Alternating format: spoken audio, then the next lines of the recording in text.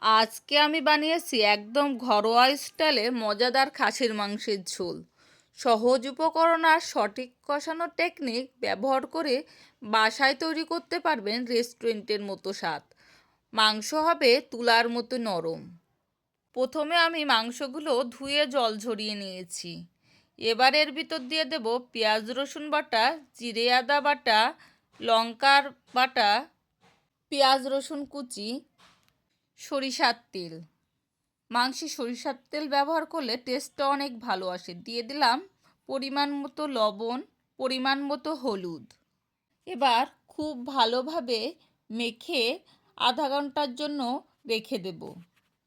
এতে করে মাংসের ভিতর সব মশলা খুব ভালোভাবে ঢুকে যাবে এবং মাংসের টেস্টটা দ্বিগুণ হবে।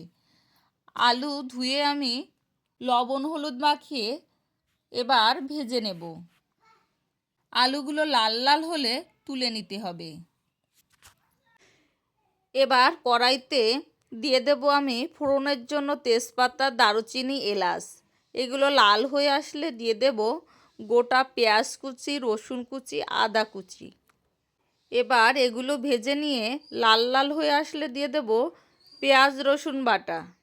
পেঁয়াজ রসুন বাটাগুলো ভালো করে ভাজা ভাজা হয়ে আসলে এবার দিয়ে দেব পরিমাণ মতো লবণ আর পরিমাণ মতো হলুদ। দিয়ে দেব আমরা জিরে আদা বাটা। আস্তে আস্তে হালকা জালে মশলা কষালে মশলার টেস্টটা অনেক ভালো আসে, মশলা পুড়ে যায় না। এই দেখুন মশলা থেকে কত সুন্দর তেল ছেড়েছে।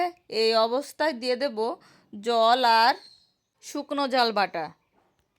ভালো করে কষিয়ে নিয়ে এবার মাংস দিয়ে দিলাম। নাড়াচাড়া করে খুব ভালোভাবে এই মাংসটা এখন কষিয়ে নিতে হবে। সামান্য একটু জল দিয়ে ভালো করে মাংসটা কষিয়ে নেব।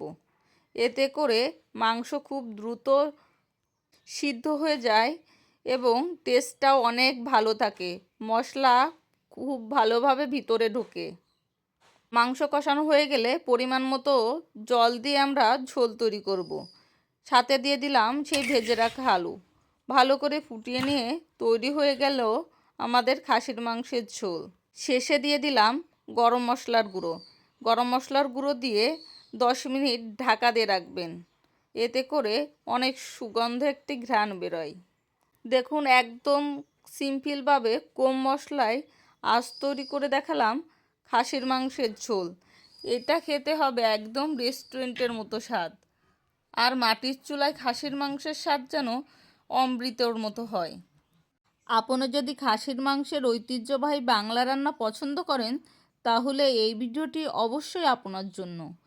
ভিডিওটি ভালো লাগলে লাইক, কমেন্ট, শেয়ার করে বন্ধুদের সাথে শেয়ার করুন।